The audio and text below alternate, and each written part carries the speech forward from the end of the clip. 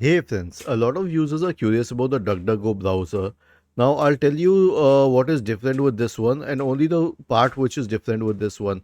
First of all, how can we open it? Simply go to duckduckgo.com and hit enter. Okay, and then you can search anything without being tracked here. This means that you will absolutely not be tracked with this browser no matter what you search.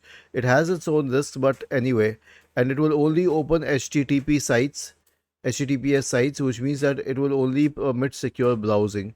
And furthermore, you won't find ads and AI overviews and all of that trash on this browser. So it's an excellent browser, and trust me, even the results are pretty fair. Okay, so this is the benefit of the DuckDuckGo browser. Otherwise, it is similar to any other browser. It doesn't have any such additional features beyond the fact that it is very safe as far as tracking is concerned. Was this helpful? If yes, then please subscribe to the channel. If not, then let us know in the comment section of the video on how we could help you further.